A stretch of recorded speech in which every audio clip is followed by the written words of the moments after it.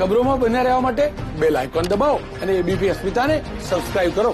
સમાચાર અમદાવાદથી, જ્યાં સ્વચ્છ ભારત અભિયાન હેઠળ મુકેલ ડસ્ટબિન ગાયબ થવા લાગ્યા। મણિનગર, શાહીબાગ સહિતના વિસ્તારોમાં મુકાયેલા ડસ્ટબિનમાંથી 150 જેટલી ડસ્ટબિન ગાયબ થઈ છે। જોકે મહાનગરપાલિકા પોતાની ભૂલ સ્વીકાર કરવાના બદલે દોષનો ટોપલો નાગરિકો પર ઢોળી રહી છે। ડબલા આપણે મૂકીએ છીએ એની કેપેસિટી જેટલી હોય એના કરતાં લોકો ઘણીવાર કચરો ઓવરફ્લો કરી દેતા હોય છે, એટલે કચરો બહાર પડેલો હોય। લોકોએ સમજવું જોઈએ કે આની અંદર આટલો કચરો આવતો હોય તો એટલો કચરો મૂકવાનો।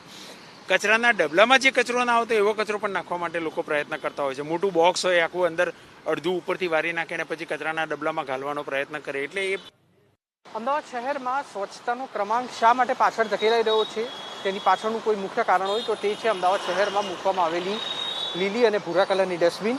જે લિટર બિન્સ અમદાવાદ શહેરમાં એટલા માટે મૂકવામાં આવી હતી જેથી કરીને જે મોટી ડસ્ટબિન ઉપાડી લેવામાં આવી અને તેના ભાગરૂપે જે લોકો છે, નાગરિકો છે, તે પોતાનો કચરો આ ડસ્ટબિનમાં ઠાલવી શકે। પરંતુ અત્યારે સ્થિતિ જોઈ શકાય છે, એક રોડ ઉપર મૂકવામાં આવેલી જે ડસ્ટબિન છે તે પૈકીની એક ડસ્ટબિન ગાયબ હોય છે, તો બાકીની જે ડસ્ટબિન હોય છે તેની પર ઢાંકણા તૂટી ગયેલા હોય છે અથવા ચોરાઈ ગયેલી પરિસ્થિતિમાં ડસ્ટબિન જોવા મળતી હોય છે। અને આ જ કારણથી અમદાવાદ મહાનગરપાલિકાનું તંત્ર છે તે સતત વિવાદમાં ઘેરાયેલું જોવા મળી રહ્યું છે।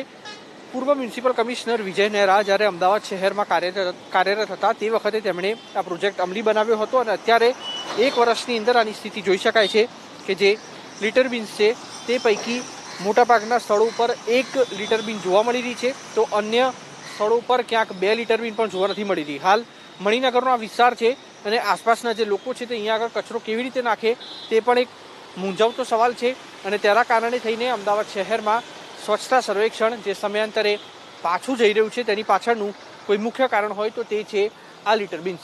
કેમેરામેન અજય પાંડે સાથે કુશાંક સોની, એબીપી અસ્મિતા, અમદાવાદ।